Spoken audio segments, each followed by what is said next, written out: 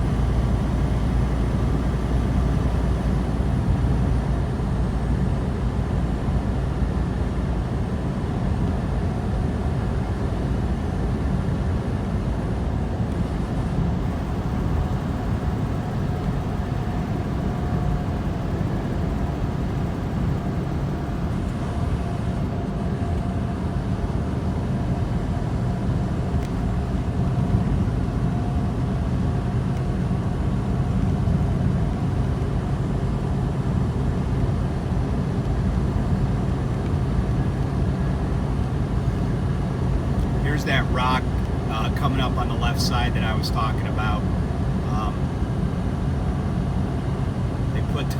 They put the little orange cones because you could see it rolled down and smashed a bunch of trees. I wouldn't. That thing's bigger than my truck. I wouldn't want to encounter that at night in my lane. That's for sure. It's incredible to think that this entire canyon with these towering walls was all formed by water. Just water running downhill for millions of years. It's pretty amazing.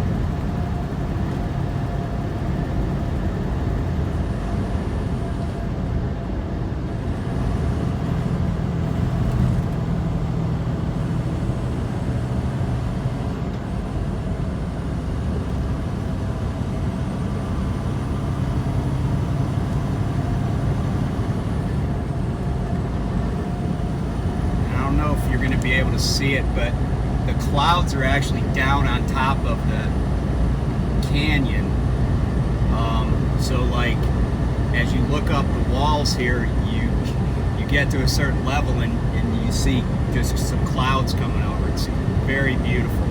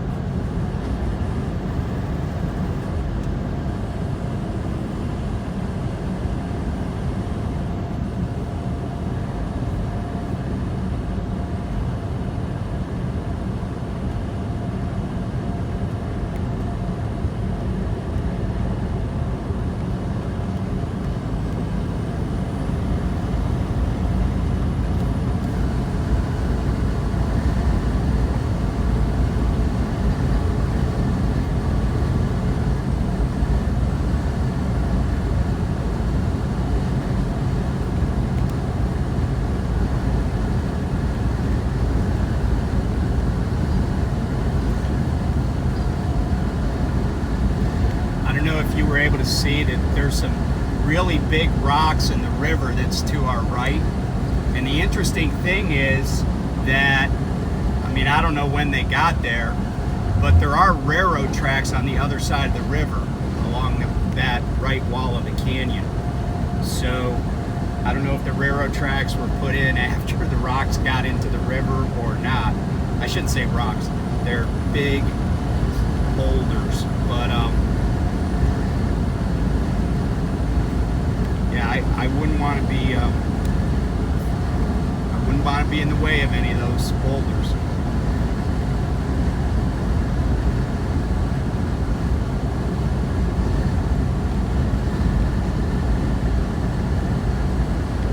The reason I'm up here, for those of you wondering, is that I had this is the second time that I've picked up a load in Denver at Purina. And these are loads. This trip there's two stops. I had one that I already made in Thermopolis, and then I got one over in Newcastle, Wyoming, which is over towards the South Dakota border. But the last time I came up here, I had 3 stops. And normally I'm not a big fan of doing, you know, P&D stuff, but at these stops I have to, they'll usually get a forklift, put a pallet jack in the trailer for me, and then I bring the stuff to the back of the trailer. But that's pretty much the only time that I ever handle any of our cargo is when I come up here to Wyoming to deliver this food, and it's all livestock food. And, well, it's also pet food, dog food, cat food, chickens, goats, horses, sheep, you name it. these smaller town feed stores carry all of that. And I think today I even had rabbit food, and it looked like bird feed that was in suet and stuff, and also exotic bird feed I noticed. So I guess Purina makes it all.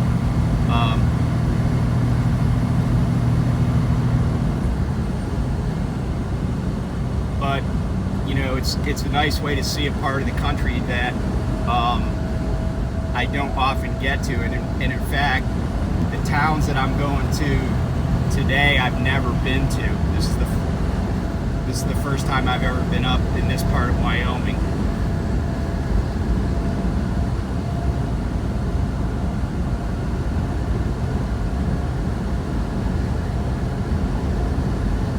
So we're coming up on 3 tunnels, and the speed limit's going to slow down up here. It's 65 back where I was, but it's going to slow. Actually, here's the sign for 45, but it's going to slow to 35. Oh, there's the blinking sign for 35. And you notice on the left is the first road tunnel, and on the right is one of the railroad tunnels. Because this canyon gets really narrow here, and there's not enough room.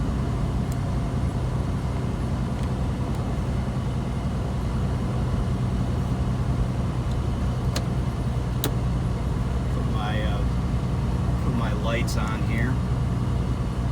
Take us through these tunnels.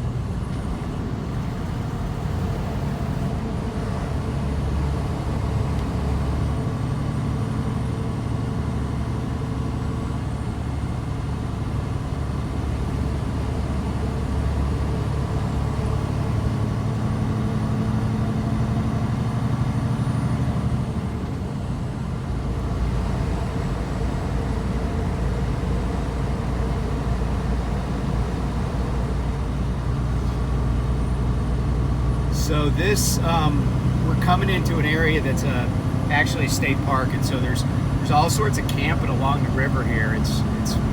I don't know that I don't know that I'd love to camp right next to the road, but it is a pretty good spot because the river's right there, and it's I bet in the summertime it's a blast to get in that river and raft a little bit or two, or just maybe even swim. Pretty cool.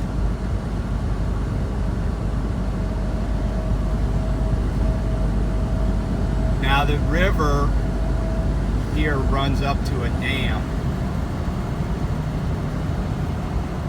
and there's a big reservoir behind it.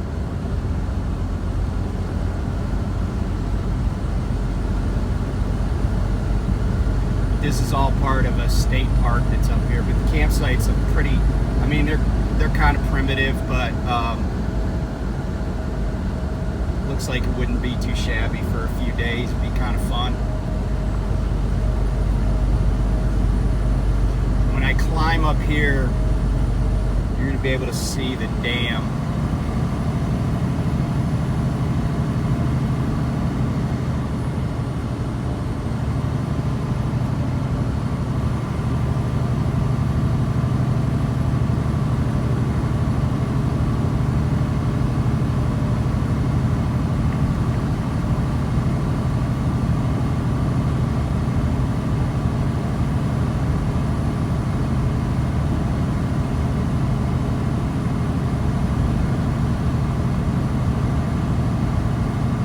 Off to the right there, you can see the dam, and you can see the reservoir beyond it. And of course, the dam is also, in addition to creating the reservoirs, used for, looks like they have a little hydroelectric plant here. It's not a huge one like you see in other places, but they definitely generate some power here. I mean, there's not a lot of need for power out here because there's, other than, you know, some farming and probably some mining. I mean, there aren't a lot of people out here. Wyoming's got the smallest population of any state with just over 500,000 people, so it's probably not a lot of need for power generation out here. Anyway, thanks for hanging with Tim Travels today. I hope you enjoyed the ride, and we'll be back with you soon. Stay safe.